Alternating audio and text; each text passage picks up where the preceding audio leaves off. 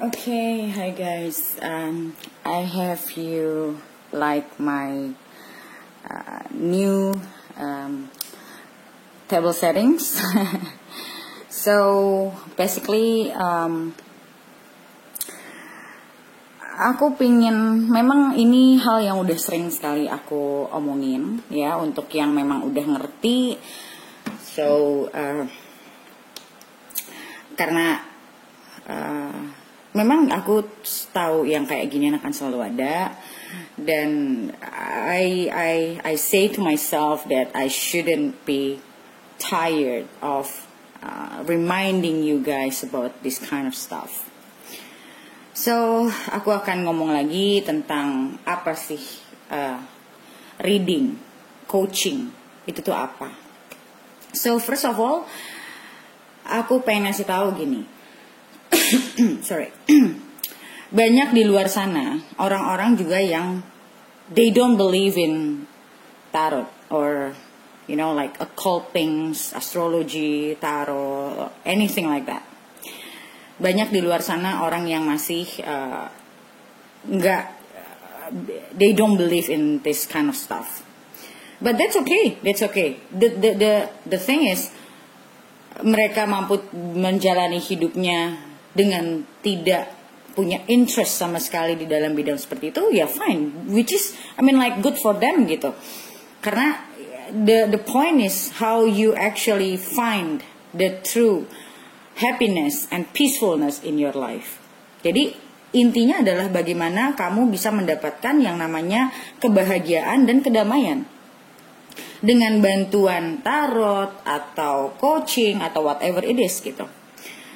Tapi buat orang-orang yang tidak mempercayai tarot, tetap mereka akan percaya yang namanya coaching, yang namanya attending the workshop, psychology and stuff. Even psychology aja masih tidak masuk ke dalam science.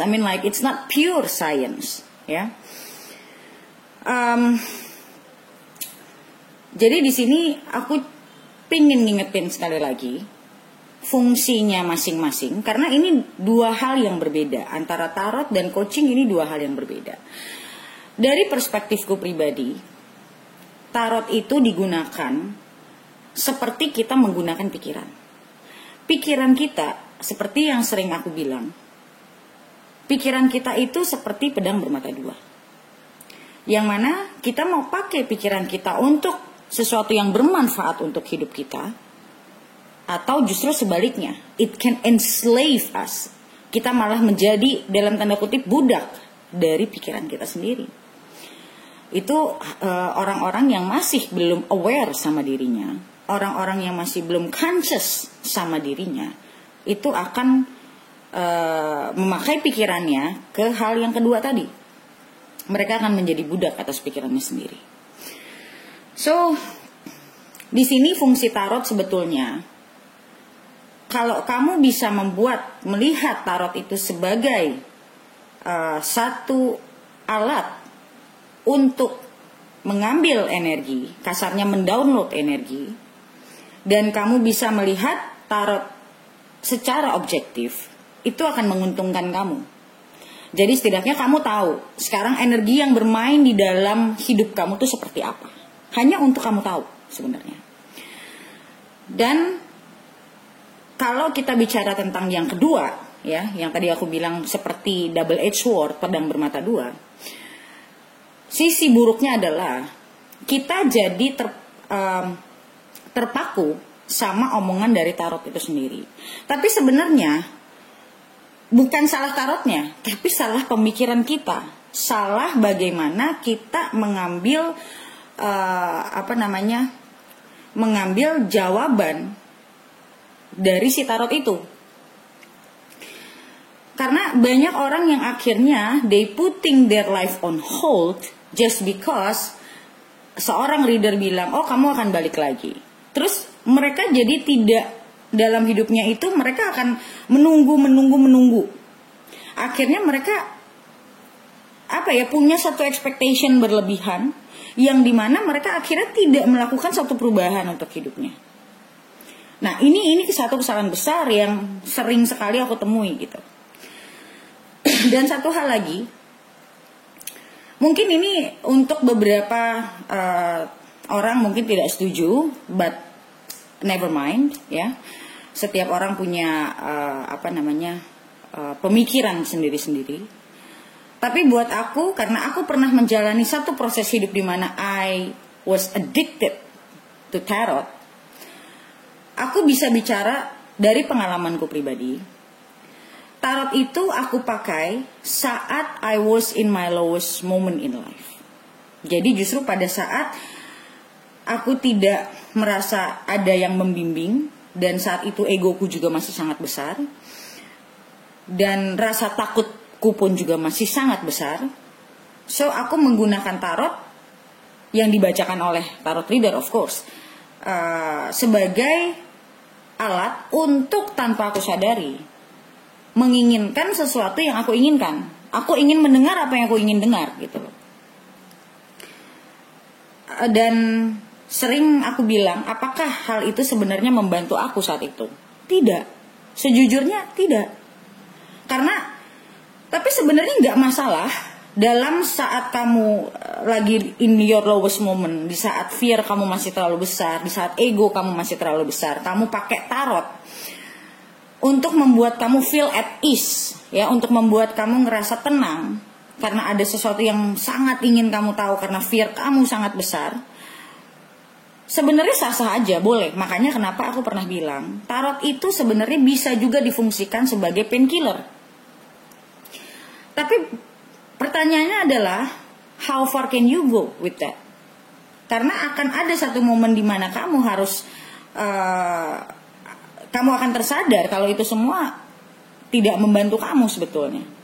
Nah, yang aku ajarkan, karena aku pernah melewati semua fase itu, yang aku ajarkan adalah paralel. Kamu pakai tarot untuk membuat kamu at ease, satu, dan paralel dengan yang namanya coaching. Kenapa aku bilang begitu? Saat kamu, karena aku sendiri pun aku offering pada saat coaching, kalau memang diperlukan, aku akan buka kartu. Karena aku mau ngelihat dulu mentality si orang ini tuh seperti apa. Apakah dia sudah sanggup, apakah dia sudah bisa sanggup untuk melawan fear-nya sendiri. Kalau memang belum, aku akan bukakan kartu. Kalau memang dia belum mencapai satu kesadaran tertentu yang dia merasa dia sudah tidak terlalu perlu lagi kartu itu, gitu loh. Karena banyak klien aku itu mulai dari tarot, yang akhirnya justru mereka udah nggak nanya lagi sama aku tentang isi si kartu loh. Karena pelan-pelan mereka tersadar semua hal di dunia ini butuh usaha. Dan aku membimbing mereka, bahkan kadang mereka nggak minta pun, aku bukain kartu. Kalau memang aku ngerasa, ya ini masih harus dibantu sama kartu, aku akan bukain biarpun mereka nggak minta. Aku akan kasih tahu, oh tadi saya habis buka ini, jawabannya ini. Nah, tapi aku tetap mengajarkan mereka bagaimana mereka memparalelkan. Atau paling tidak kalau yang sudah lebih banyak butuh coaching, jadi udah nggak setengah-setengah lagi. Udah 20 sama 80. 20-nya kadang aku bacain kartu di dalam sesi coaching. 80-nya itu udah tentang coachingnya sendiri gitu. Bagaimana dia bisa menapaki hidupnya, jangan sampai hidupnya itu on hold. On hold itu kan kayak kamu dalam hidup itu kayak stuck ya. Nah, sekarang kita bicara tentang kalau orang-orang bagaimana yang tidak percaya sama tarot. Bukan berarti mereka tidak percaya sama tarot tapi hidupnya nggak punya masalah seperti kalian kan. Mereka juga punya masalah yang sama. So mereka lari kemana? Toh ujung-ujungnya mereka bisa akhirnya menjalani hubungan dengan baik. Mereka tidak perlu tarot karena memang basically karena they don't believe in it gitu. Tapi toh akhirnya mereka bisa karena apa? Banyak sekali relationship coach di luar sana yang mereka akhirnya datang ke relationship coach, ke life coach, atau ke terapis, atau whatever it is. Yang mana mereka tidak dibukakan tarot sama sekali. Yang mana mereka facing their own fear sendiri tanpa menggunakan bantuan tarot gitu. Jadi di sini fungsinya apa? Berarti mungkin nggak? Oh sangat. Kamu nggak pakai tarot pun bisa gitu. Atau sebaliknya, misalnya nggak pakai astrologi, ya bisa aja. Itu semua kan tools untuk membantu kita melihat. Tapi kalau nggak dilihat juga nggak apa-apa, selama kamu mau dan mampu bisa menjalani hidupmu tanpa bantuan itu. Tapi bantuan itu akan sangat berguna kalau kamu bisa melihatnya dari sisi perspektif yang bukan karena rasa takut. Cuman seperti yang tadi aku bilang, kalau orang yang masih fear-nya masih gede, anxiety-nya masih gede, egonya masih gede, akan lebih mudah kalau memakai tarot. Jadi fungsi tarot ini sebagai pembantu, gitu. Dan contoh, kita ambil contoh yang, kalau misalnya contoh dibilang, oke, kamu akan menikah dengan orang ini, misalnya orang yang selama ini kamu ngerasa kepingin banget sama orang ini, dan memang akhirnya kalian menikah, misalnya contoh, atau kalian akhirnya pacaran lagi, misalnya. Pada saat menjalani hubungan itu ternyata tidak semulus itu, gitu. Karena apa? Banyak orang salah persepsi. Saat mereka sudah bertemu jodohnya, it will be happy ending. Itu pemikiran yang sangat-sangat salah, absurd, konyol. Karena biar bagaimanapun satu hubungan, walaupun itu jodohmu sendiri, bukan berarti kamu tidak perlu lagi membuat dirimu atau dia membuat dirinya untuk bertumbuh. Sama aja dengan kamu sudah ditakdirkan menjadi orang yang misalnya bisa jadi pengusaha, atau kamu bisa kerja menjadi seorang director, CEO. Tapi bukan berarti kamu gak mengupgrade dirimu dan tiba-tiba itu akan tiba-tiba kasarnya tuh, kalau kamu pengusaha misalnya tiba-tiba kamu kedatangan customer yang besar dengan sendirinya, atau kamu tanpa kerja dengan maksimal, atau kamu tanpa upgrade diri kamu untuk menjadi mungkin ngambil course leadership atau segala macam, kamu tidak mampu mengupgrade dirimu, kamu pikir tawaran itu akan kamu jadi CEO, tawaran itu akan datang sendirinya? Enggak.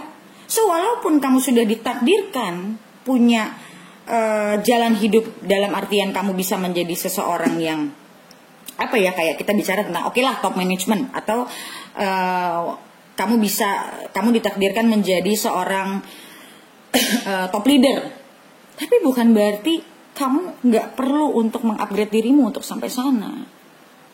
Itu salah. Pemikiran seperti itu tuh salah. Justru sebenarnya tanpa tarot, yang paling esensial adalah si coachingnya itu sendiri. Tarot itu sebagai painkiller untuk kamu yang masih punya rasa takut yang berlebihan. Itu membantu kamu untuk membuat perasa takutmu itu agak diredakan, gitu loh. Tapi si coachingnya justru itu yang paling esensial. Bagaimana kamu harus menghadapi situasi itu. Ini masalah relationship coaching atau life coaching. Ini mau kamu udah berpasangan atau belum berpasangan, selama kamu belum mampu menghandle masalahmu sendiri, ya kamu masih butuh itu. Karena kalau kamu sudah mampu menghandle dirimu sendiri, you won't bother untuk mendengarkan hal-hal seperti ini. Atau bahasanya ya, orang yang merasa hidupnya stuck, berarti ada sesuatu dalam hidupnya yang dia belum bisa lihat. Wajar gak dia belum bisa lihat? Wajar. Karena mungkin orang-orang di sekelilingnya, pengalaman dia sendiri, belum ada hal yang bisa membuka mata dia. Itu hal yang sangat umum dan sangat wajar. Makanya sering aku bilang, kita akan selalu membutuhkan orang lain. Kita belajar itu dari orang lain. So kalau orang datang ke aku nggak perlu coaching, aku cuma mau reading. Ya udah, aku readingin aja. Tapi akhirnya mereka minta apa? Solusinya gimana? Well, solusi itu bukan untuk di reading. Bukan dari kartu yang serta-merta memberikan kamu advice, tapi kamu harus dibimbing bagaimana kamu bisa mencapai ke titik ini. Kadang mungkin banyak orang yang merasa, gue bisa sendiri. Kalau bisa, you won't bother to look for tarot readers. No, kamu gak akan peduli itu bahkan. Karena hidup kamu sudah on the track. Kamu sudah tidak butuh orang-orang itu lagi.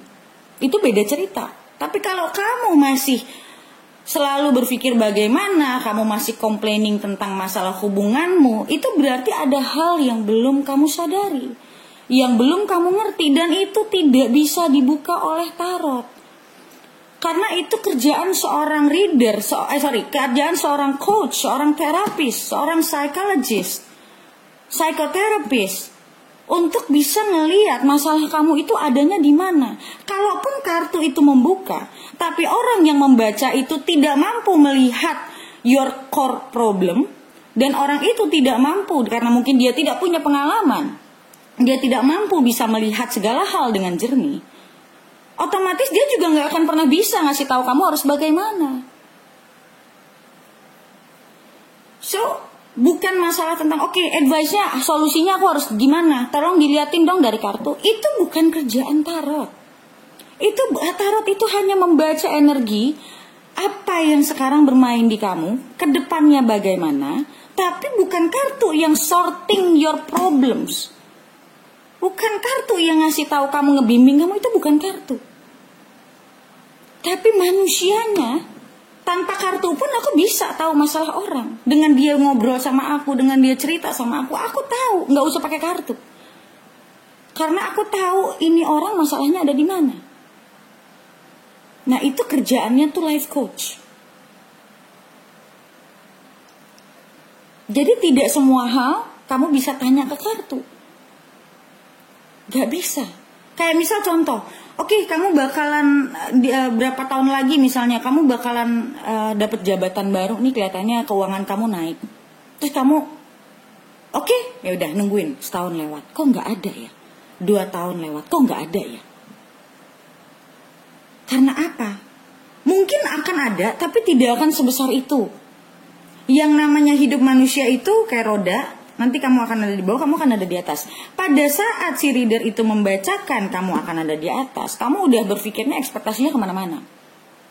Padahal seharusnya mungkin akan ada betul tawaran itu, tapi tawaran itu tidak bisa maksimal karena kamu tidak berusaha untuk mendapatkan itu secara maksimal. Karena kamunya ya santai-santai, nggak melakukan apapun. Sama seperti tadi aku bilang, kamu bisa saja menikah dengan seseorang yang ada di jalur hidupmu yang bagus. Tapi orang itu pun tidak, taruhlah dia kenal sama kamu, dia tertarik sama kamu, tapi hubungan itu tidak akan berjalan dengan baik karena mungkin tamunya tidak mengupgrade dirimu, dan akhirnya si orang itu melihat kamu tidak nggak match up sama energi dia. Akhirnya apa? Kamu ditinggalkan lagi. So, jangan cara berpikir itu seperti itu. Manusia itu harusnya terus growing. Seperti yang namanya spiritual level, itu akan terus growing. Jadi bukan masalah kamu melihat tarot dan kamu cuma menunggu. Tidak seperti itu. Bahkan ada satu klienku yang sebelum kenal aku pun, dia tuh addicted sekali sama yang namanya tarot. Sampai dia kenal aku, pertama awal-awal masih reading sama aku, nanya. Sampai terakhir dia bilang sama aku, dia ngomong sendiri, kok aku kayak mau ngelihat kartu udah males ya. Aku pengen di coaching aja kak. Aku pengen tahu aku tuh bagusnya bagaimana. Aku tuh harus menjalani hidupku bagaimana. Sampai akhirnya pelan-pelan aku coachingin dia. Sampai akhirnya sekarang dia malah ke aku udah nggak mau reading lagi. Bahkan kadang-kadang aku yang gue mau bacain si ini lo dong, si cowok lo ini atau apa gitu ya. Malah aku yang bilang, gue bukain ya gitu. Dianya nggak pernah minta lagi. Hampir tidak pernah. Misalnya dari 3 kali paling dia minta, kadang nggak sekali gitu. Karena dia sudah merasakan pada saat dirinya berkembang, itu bukan karena si tarotnya, tapi karena apa yang aku ajarkan dia. Dan kebetulan orangnya mau nyerap. Dan terkadang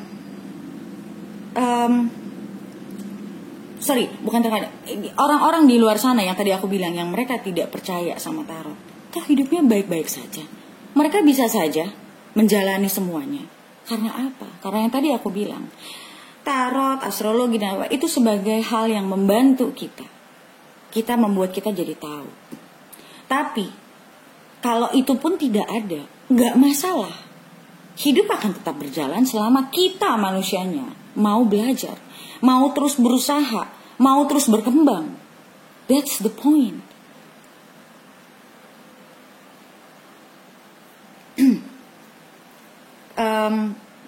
Satu hal, aku kenal sama salah satu top psychic di London, ya.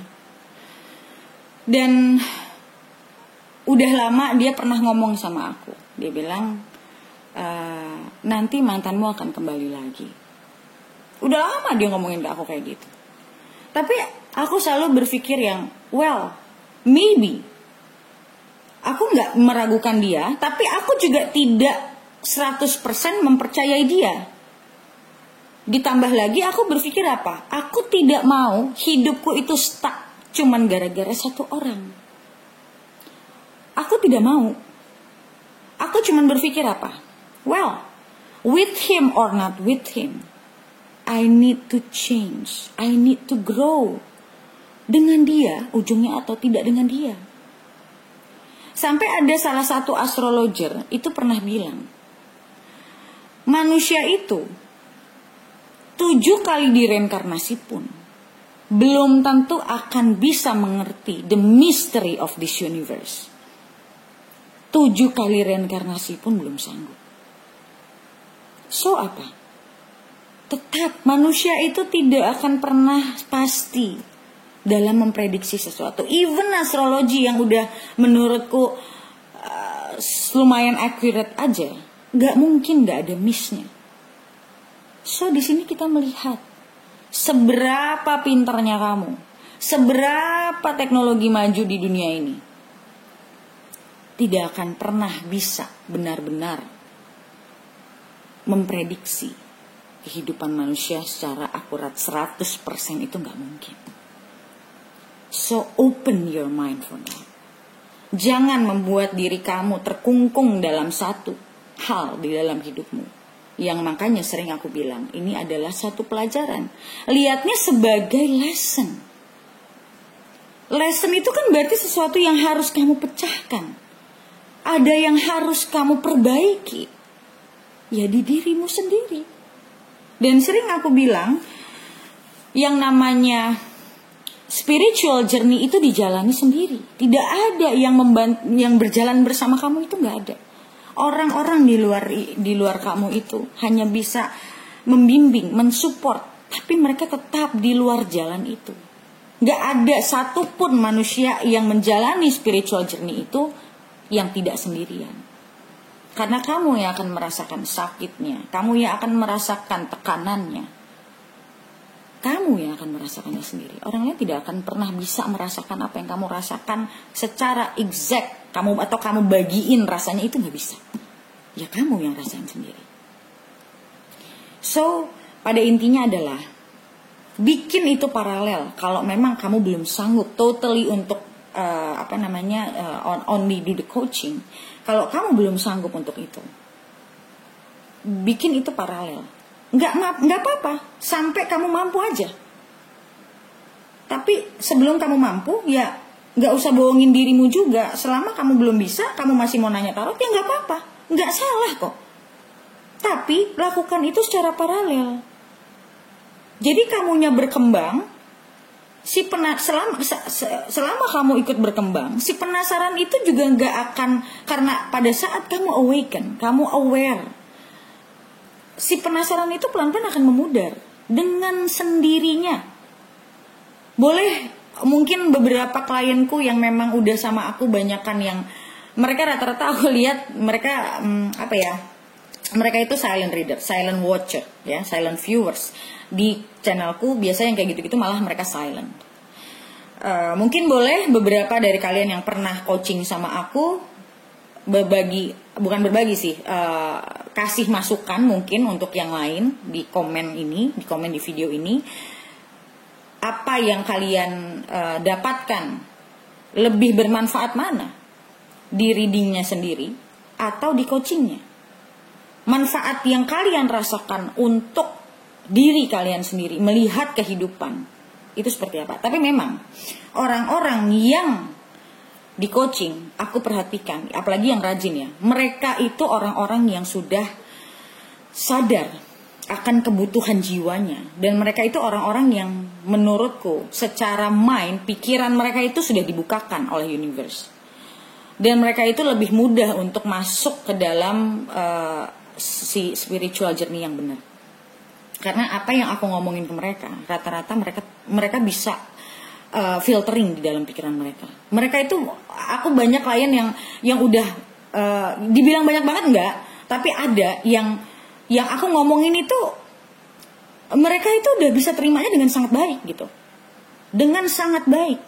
Walaupun aku tahu mereka juga masih goyang, tapi paling tidak mereka sudah tidak ada di fase yang stuck lagi. Sebenarnya jiwa mereka sudah mulai berkembang. Walaupun yang sering aku bilang, kalau jiwa kita berkembang baru 20%, 80% lagi itu kan masih yang belumnya. Otomatis yang belumnya karena masih besar, yang kita rasakan itu yang belumnya pasti masih lebih besar kan. Kita jadi merasa kayak, kok gue belum kemana-mana. Padahal sebenarnya sudah. Cuman karena yang 80% yang belumnya itu masih lebih besar, otomatis dia masih akan lebih dominan. Itu wajar. Terus aja berkembang sampai udah di titik di atas 50%, di situ baru kamu mulai merasakan keadaanmu akan jauh lebih baiknya. Di situ kamu akan mulai bisa merasakan solitude, merasakan kenyamanan, kedamaian itu akan jauh lebih besar karena persentasenya sudah lebih besar. So sekali lagi, salah nggak untuk tarot trading? Enggak sama sekali, enggak. Tapi yang itu tadi aku bilang, jangan kamu stuck di dalam satu keadaan yang tarot reading kalau kamu tidak bisa menangkapnya dengan baik, menerimanya dengan baik, itu akan membuat kamu secara tidak sadar berekspektasi dalam hidupmu, dan si spiritual journey-nya kamu justru yang stuck, diam. Karena di satu sisi kamu berekspektasi berlebihan tanpa kamu sadari. Jadi si journey kamu ini yang seharusnya kamu sebagai manusia jalani malah enggak. Nah ini yang bahaya, yang malah pada akhirnya menimbulkan ketakutan, yang trauma tersendiri pada saat satu ekspektasi kita tidak terjadi, otomatis kita akan punya trauma. Akhirnya apa? Kita nggak percaya sama relationship, atau kita tidak percaya sama laki-laki lagi atau perempuan. Akhirnya kita jadi judgmental. Karena apa? Si spiritual journey-nya ini tidak berkembang. Jiwa kamu tidak berkembang, akhirnya kamu menjadi si trauma itu malah lebih besar karena ekspektasi yang awalnya kamu pegang itu lebih besar. Itu tanpa kamu sadari loh. Dan kenapa aku sering bilang, saat kamu mau komplain, saat kamu mau, nggak apa-apa sebenarnya. Saat kamu mau marah, saat kamu mau menangis, keluarin itu semua. Karena itu adalah satu proses untuk, jadi kasarnya gini loh, let yourself fall. Kebanyakan orang itu ngeresist, melawan supaya dia tidak jatuh. Padahal supaya jiwamu terbuka, supaya egomu hancur, kamu harus membiarkan itu hancur. Berarti apa? Kamu harus membiarkan dirimu fall. Biarkan dirimu itu jatuh. Nah kebanyakan orang nggak mau. Akhirnya apa? Cari pelarian, cari pembenaran, apa segala macam. Yang ujungnya apa? Membuat dirinya sendiri nggak berkembang. Di situ-situ aja dia sebenarnya mentok, nggak berkembang sama sekali karena dia tidak membiarkan dirinya untuk jatuh. Dia tidak membiarkan dirinya untuk reach the lowest point and naik lagi. Itu makanya kenapa sering aku ajarkan, biarkan dirimu itu mau apa, soulmu mau apa, kasih. Aku tidak pernah memotivate orang yang kamu pasti bisa, Bang. Nggak perlu. Mereka akan naik dengan sendirinya saat mereka sudah benar-benar ada di bawah. Yang mereka perlu dengarkan adalah bukan motivasi seperti itu, tapi jiwa yang mengangkat dengan adanya satu kesadaran untuk penerimaan, bukan motivasi. Jiwa pikiran itu harus diajarkan untuk menerima realita. Saat seorang manusia sudah bisa menerima satu realita hidup, dia akan menjadi orang yang grounded. Dia akan melihat segala sesuatu dari kacamata yang bening, bukan kacamata apa yang dia mau. Kasarnya kebanyakan dari kita punya kacamata, melihat keadaan itu dengan kacamata yang sesuai dengan apa yang kita mau, bukan seperti realita yang ada. Itu yang akhirnya membuat kita takut, itu yang akhirnya membuat kita kecewa dan lain-lain. Nah jadi kalau balik lagi ya, kalau kamu pingin dirimu itu menjadi seseorang yang jauh lebih baik dan kamu bisa punya hubungan yang baik. Bukan cuman mengharapkan sesuatu terjadi, walaupun itu beneran terjadi. Tapi kalau kamu tidak bisa menghadapinya, kamu tidak bisa menjalaninya, kayak sama aja kamu pengen punya anak, dikasih nih anak sama Tuhan, tapi kamu gak mampu menjadi seorang ibu yang baik, kamu gak bisa menjadi seorang bapak yang baik, karena kamu tidak mampu untuk memperbaiki dirimu sendiri, belajar bagaimana cara menjadi orang tua yang baik. Ya gak bisa, anakmu gak akan tumbuh dengan baik. Cuman kepingin, beda sama kamu bisa menjalani. Itu beda. Sama seperti orang tahu aja sama mengerti, itu beda. Memahami itu beda. So kalau kamu masih merasa, gue cuman pengen tahu dia bisa sama gue apa enggak, itu berarti egomu masih masih besar dan kacamatamu belum bisa melihat realita. Jujurlah sama dirimu, kamu sudah sanggup belum kalau orang ini tidak ada? Kalau belum sanggup, bilang, aku mau coaching dan reading, bukan hanya untuk reading. Aku pengen dibenerin apa yang salah dari yang selama ini aku kerjakan. Karena terkadang kita sebagai manusia belum mampu melihat kesalahan kita sendiri. Karena kita terbiasa melihat apa yang dilakukan orang yang kita tidak sukai. Tapi kita belum mampu melihat apa yang menjadi masalah di diri kita. Karena manusia itu cenderung merasa gue bener. Yang penting gue gak berbuat jahat, yang penting gue bener-bener cinta, itu udah bener. No. Satu hal kemarin mamaku cerita, temennya itu, mamaku bilang gini, temennya itu sabar sekali sama anaknya. Pas mamaku cerita, aku bilang, itu bukan sabar mah, itu lembek. Sabar sama lembek itu beda. Orang lembek kelihatannya sabar. Sabar itu ada yang sebenar-benarnya adalah kita tidak memaksakan kehendak, kita menunggu waktu yang tepat yang memang universe akan berikan. Itu sabar. Itu yang dinamakan patience yang sebenarnya. Bukan berarti kamu lembek. Ada yang mamaku cerita itu jadi temennya ini sama anaknya itu kayak sabar banget. Pas mamaku cerita aku bilang itu bukan sabar, itu lembek. Mengiyakan anaknya melakukan hal yang nggak sepantasnya menurutku atau mempermalukan orang tuanya, itu bukan sabar, itu lembek. Ada orang yang sudah di KDRT berkali-kali bertahan, dianggapnya dia bersabar akan cobaan, bukan, itu lembek.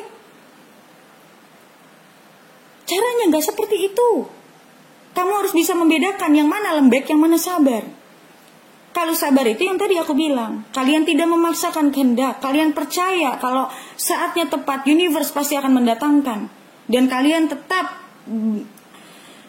belajar untuk menjadi the best version of yourself, menjadi dirimu yang terbaik, sambil kalian menunggu hal yang baik itu akan datang. Kalian percaya itu akan datang. Itu baru yang namanya patience, itu yang namanya sabar. Jadi jangan terbolak-balik. Jangan yang lembek kalian anggap sabar. Dan orang tegas bukan berarti tidak sabar. Orang tegas itu karena dia tidak lembek. Tapi ada kalanya orang yang tegas pun dia akan lebih bukan yang kebanyakan orang itu menilai itu dari apa? Dari intonasi suara. Dari ketegasan dianggap itu kasar. Ketegasan itu dianggap tidak sabar. Ini satu persepsi yang sangat salah. Kamu nggak tahu kesabaran itu harusnya ditaruhnya di mana. Dengan orang terus memberikan, itu berarti sabar.